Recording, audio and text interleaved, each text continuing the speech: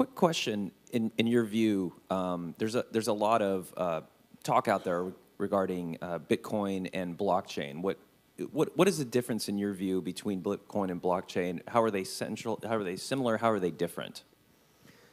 Blockchain is one of the foundational technologies that was invented at the same time by the same person or persons for Bitcoin.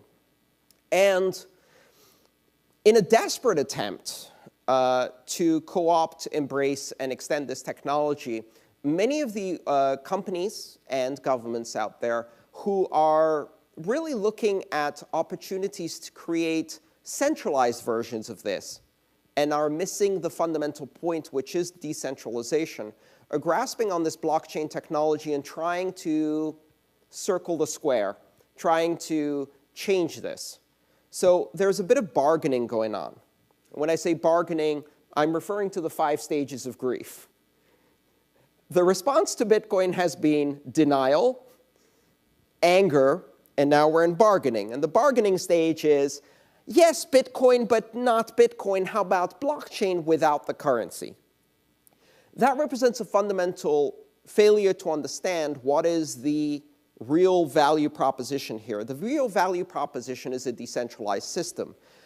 The decentralized system itself only works if control over it is decentralized, and that only works if there is a mechanism by which the network can be secured. That mechanism is a competition based on game theory that involves miners, as they're known. Don't worry about what that means. But what they're doing is competing by staking a currency, Bitcoin in this case, or any of the other digital currencies, and using that to guarantee that they're going to follow the security rules.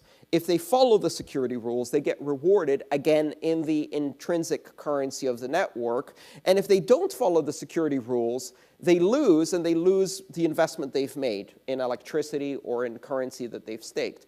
That mechanism is at the heart of making the system secure. Without a currency, you can't do the security. Without a currency, you have to have a central authority that decides if a transaction should be included or not. At that moment, it is no longer borderless.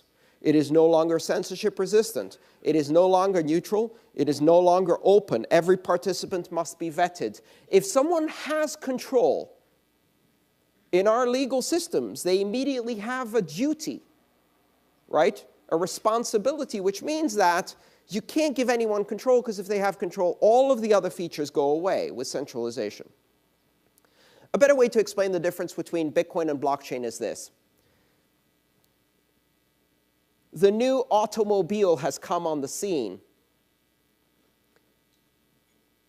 Horse breeders, stable managers, and horse carriage builders are freaking out. So what do? They say, the technology behind the automobile is the pneumatic tire. We would love to adopt this technology. We will introduce pneumatic tires to all our horse carriages, and this will preserve our investment in horses. Guess what? Pneumatic tires are great.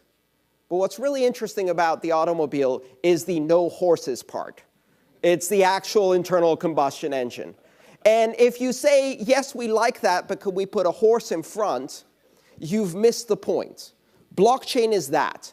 Blockchain is saying pneumatic tires are the future, but this whole internal combustion engine is a fad that will either die away on its own, or we will lobby government to ban it. That's where we are with blockchain.